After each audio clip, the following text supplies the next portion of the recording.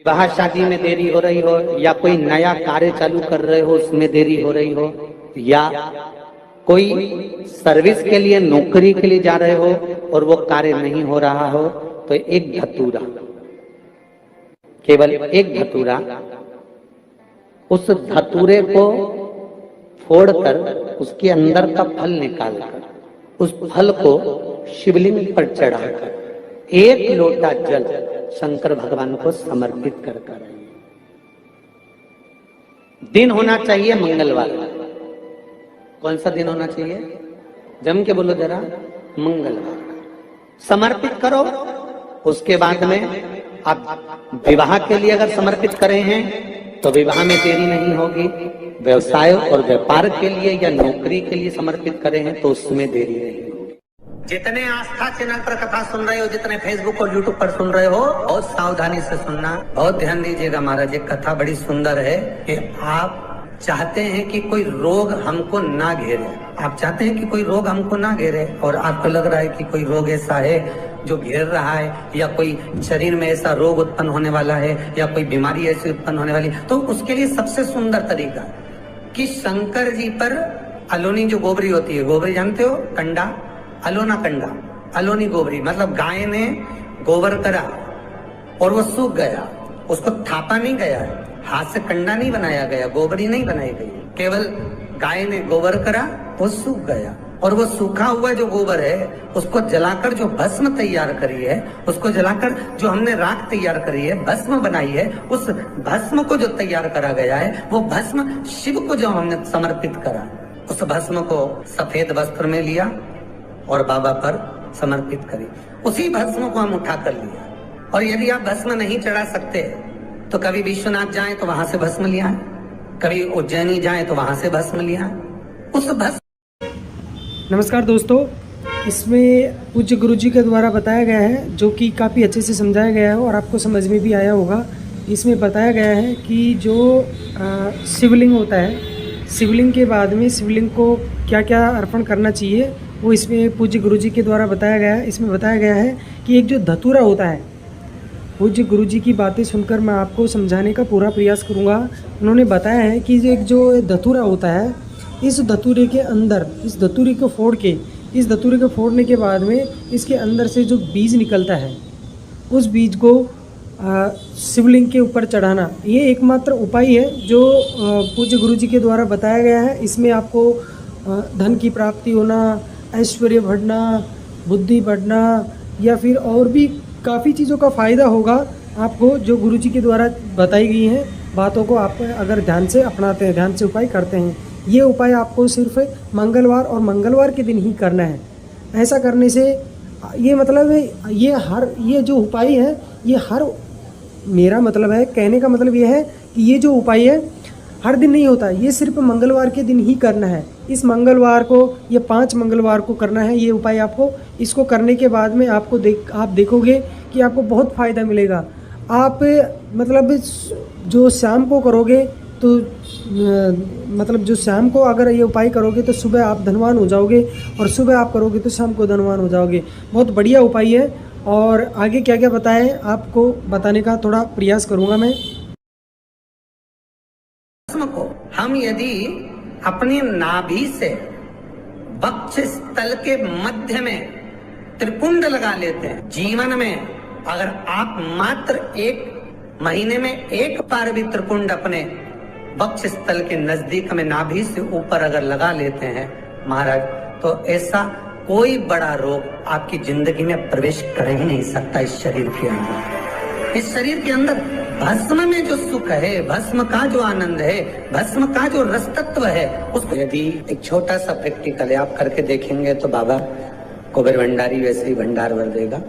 थोड़ा सा प्रयास, अगर आपके सबके घर में गंगा जल है तो एक प्रयास करके देखिए। कोई कार्य के लिए आप जा रहे हैं और वो कार्य अटक रहा है, नहीं हो रहा, बहुत प्रयास कर लिया, बहुत दिन से लगे हुए कि ये काम होना ही चाहिए, ये काम बहुत जरूरी और होना ही चाहिए, नहीं हो रहा। एक कटोरी में गंगा का जल निकाल लीजिए, और कटोरी में गंगा का जल निकाल कर तुम्हारे घर में एक सिक्का पड़ा हो, 1 रुपया, 2 रुपया, 5 रुपया, कोई सा भी एक सिक्का पड़ा हो, जो भी सिक्का पड़ा हो, कुंदकेश्वर महादेव का नाम लेकर, जहां परिंदा होता है, पानी का मटका होता है, पितरों का स्थान होता है, हांडा भरते हो, मटका भरते हो, उसके पास में उस कटोरी को रखकर 1 का सिक्का, 2 का सिक्का, 5 का सिक्का, 10 का सिक्का, जो तुम्हारे पास सिक्का पड़ा हो, जो भी तुम्हारे पास पड़ा हो, वो सिक्के को हथेली में लेकर कुंदकेश्वर महादेव का नाम लेकर उस कटोरी में डाल दीजिए और उस जल को नैनों से लगाकर आप काम के लिए निकल जाइए। वो काम आपका सफल होकर ही रहेगा,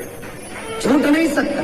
गंगा के जल में वो बल होता है। और आप जो सिक्का डाल रहे हो वो ये समझ कर डालें कि कुंदकेश्वर महादेव को मैं गंगा में स्नान करने के लिए, हमारे यहाँ पहले हमने भी देखा, आपने भी देखा होगा, किसी जब बारिश नहीं होती है या कोई काम अटक जाता है, जब बारिश, तो क्या करते थे पहले के जमाने में कि मंदिर को पैक कर दे, उसमें पानी भर दे शंकर जी के ऊपर। आपने कई जगह देखा होगा, उसमें शिव जी को डुबा, तो किसके लिए डुबाते थे? कुंदकेश्वर महादेव के। ये नियम है कुंदकेश्वर महादेव का। ये कुंदकेश्वर महादेव को उस कटोरी में, उस बाटकी में सिक्के को, और फिर जब आपका काम हो जाए, आप जिससे मिलने गए हो, जिससे काम की बात करने गए और काम हो गया, तो वो जल ले जाकर सिक्के के साथ, सिक्का तो डालो मंदिर में, कहीं दान पेटी आदि में, और वो जल भगवान कुंदकेश्वर के नाम से शिव जी को समर्पित कर दो। बाबा से विनती करो, बहुत बहुत साधुवाद है बाबा, आपने मेरी लाज रख ली, मेरी कृपा बनी रहे, बस ये सुख मिलता है।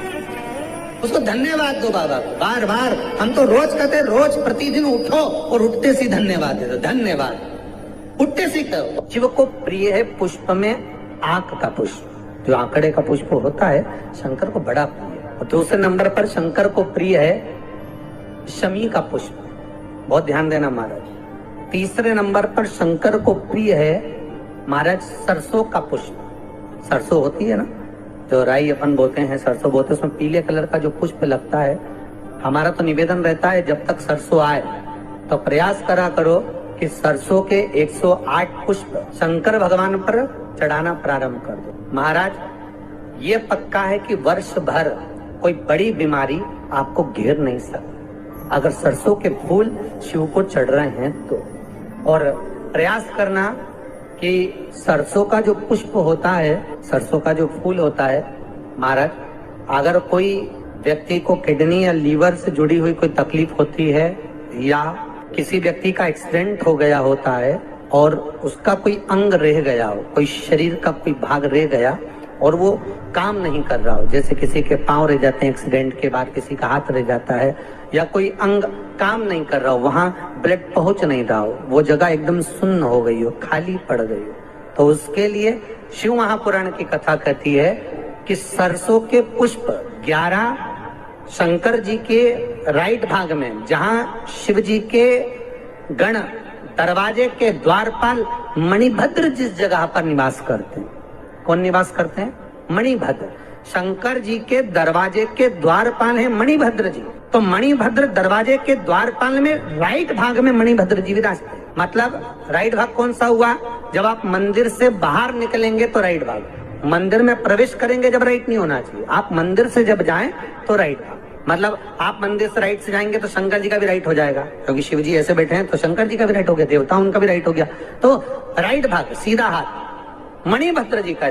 11 सरसों के पुष्प मणिभद्र के उस द्वार पर आप रख दीजिए, और मणिभद्र के द्वार पर रखकर अंदर जाकर 108 वापिस जब आप बाहर निकल रहे हैं, ये पुष्प आप रखने के बाद एक बार बाहर जाएंगे, फिर वापिस आएंगे मणिभद्र के रखने के बाद, और अंदर जाकर 108 सरसों के पुष्प शंकर को समर्पित करेंगे महाराज। उस सरसों के पुष्प जो शिव जी को आप समर्पित कर रहे हैं उसको वापिस लेकर आएंगे, श्री शिवाय नमस्तुभ्यम बोलकर उस सरसों के पुष्प को महाराज सरसों के तेल की बोतल में उसको डाल लीजिए।